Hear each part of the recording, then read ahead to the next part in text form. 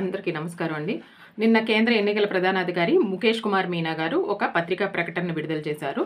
ఏంటి అంటే ఆంధ్రప్రదేశ్లో జరుగుతున్న సార్వత్రిక ఎన్నికల సందర్భంగా సామాజిక పింఛన్ పంపిణీ కార్యక్రమాల నుంచి వాలంటీర్లని దూరంగా పెట్టండి ఆంధ్రప్రదేశ్లో అని చెప్పి ఒక ప్రకటన విడుదల చేశారు. ఈ ప్రకటన రాగానే జగన్మోహన్ రెడ్డి గారికి భయము, దడ, గుబులు మొదలైపోయి వెంటనే విష ప్రచారానికి తెరలేపేశారు.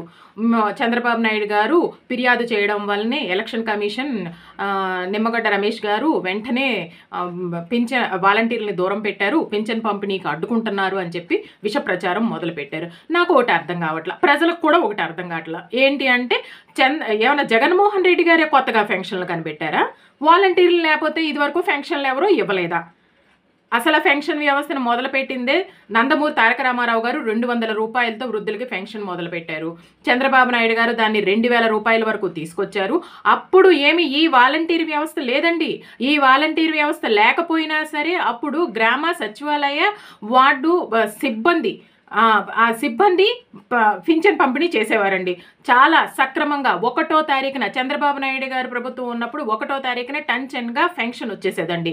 గత కొన్ని నెలలుగా టెన్షన్గా 100% ఫెన్షన్లు రావట్లేదని ప్రజలందరికీ తెలుసు. ముఖ్యంగా వృద్ధులకి తెలుసు. వాళ్ళు ఎంత బాధపడుతున్నారో మందులకి వాళ్ళకి తెలుసు. ఇవన్నీ కప్పిపుచ్చుకోవడానికి తన చేతకానితనాన్ని ఖజానా తను ఏ విధంగా ఖాళీ చేసింది, ఇప్పుడు ఖజానాలో ఉన్న డబ్బుని ఫెన్షన్లకి ఇవ్వాల్సిన సొమ్ము ఏదైతే ఉందో ఆ సొమ్ముని తన సొంత కాంట్రాక్టర్లకి ఎలక్షన్ కోడ్కు ముందే విడుదల చేసేసి పంపిణీ చేసేసుకున్నారు జగన్మోహన్ రెడ్డి గారు. ఇప్పుడు ఆ తప్పును కప్పిపుచ్చుకోవడానికి ఏం చేయాలో తెలియని పరిస్థితిలో ఉన్న టైంలో ఈ ప్రకటన రాగానే దీన్ని వాడుకోవడానికి రెడీ అయిపోయారు జగన్మోహన్ రెడ్డి గారు. తను ఖాళీ చేసిన ఖజానా, ఆ ఖాళీ ఖజానాని ఏం చేయాలో తెలియక ఇగో చంద్రబాబు నాయుడు గారు ఎలక్షన్ కమిషన్ కలిసి మీకు ఫెన్షన్ ఇవ్వనివ్వట్లేదు అని. ఫెన్షన్ ఇవ్వడానికిను వాలంటీర్లకి సంబంధం ఏంటండి? సచివాలయ సిబ్బంది ఇవ్వచ్చు కదా. కేవలం వాలంటీర్లని జగన్మోహన్ రెడ్డి గారు తన సొంత కార్యకర్తల్లాగా వాడుకున్నారే కానీ ఏ రోజు ప్రభుత్వ ఉద్యోగుల్లాగా వాళ్ళని ఉపయోగించుకోలేదు. 7,500 కోట్ల రూపాయల సొమ్ముని, ప్రభుత్వ సొమ్ముని దుర్వినియోగం చేసి వాలంటీర్ల జీతం రూపంలోనూ వాళ్ళకి గిఫ్ట్ల రూపంలోనూ అందజేసేశారు. కానీ ప్రభుత్వ సొమ్ముని దుర్వినియోగం చేసి కరుడు కట్టిన పార్టీ వైసీపీ కార్యకర్తల్లాగా వాళ్ళని వాడుకున్నారు. ఏ రోజు వాళ్ళకి ఫెన్షన్ బాధ్యత తప్పితే ఏ రోజు వాళ్ళు ప్రజాసేవలో పాల్గొనలేదు. కేవలం ఓటర్ల పర్సనల్ డేటాని పిచ్చి యాప్ల ద్వారా పర్సనల్ డేటాని కనుక్కొని ఆ డేటాని అధికార పార్టీకి చేరవేయటం మాత్రమే వాళ్ళ పనిగా విధిగా పెట్టుకున్నారు. అలాంటి కార్యక్రమాలు చేస్తున్నారని చెప్పే అది పత్రికల ద్వారా వీడియోల ద్వారా చూశారు కాబట్టే కేంద్ర ఎన్నికల కమిషన్ ఈ ప్రకటనని విడుదల చేసింది. కేవలం దూరం పెట్టమని చెప్పింది కానీ ఫెన్షన్లు ఆపమని చెప్పలేదు.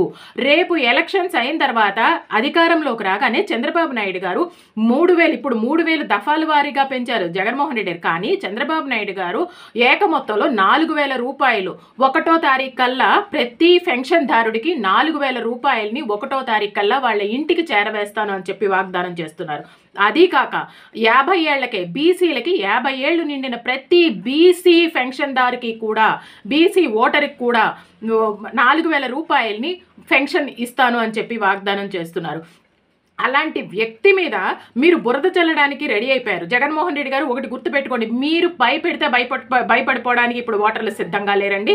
ఇప్పుడు వాళ్ళు చాలా తెలివిగా ఉన్నారు, విజ్ఞులండి. వాళ్ళందరూ కూడా ఒకటే ఆలోచిస్తున్నారు. ఎంత వ్యతిరేకత లేకపోతే జగన్మోహన్ రెడ్డి గారు సీఎం గారు వెళ్తున్న కాన్వాయ్ మీద అనంతపురంలో చెప్పుతో దాడి చేశారంటే ఒకటి అర్థం చేసుకోండి. జగన్మోహన్ రెడ్డి గారు మీ మీద ఎంత వ్యతిరేకత ఉందో, ఎంత బాధపడుతున్నారో వాళ్ళు ఆ బాధని, ఆ వ్యతిరేకతని మీకు ఆ రూపంలో తెలియజేశారు. మీకు అర్థమవుతుందని మాకు తెలుసండి. మీ కూర్చి మడత పెట్టేయడానికి ప్రతి ఓటరు రెడీ అవుతున్నారండి, రెడీగా ఉన్నారు, తహతహలాడుతున్నారు. చంద్రబాబు నాయుడు గారిని సీఎం చేయడానికి అందరూ ఒకటే ధ్యేయంగా ఉన్నారండి. అది మీరు గుర్తుపెట్టుకోండి.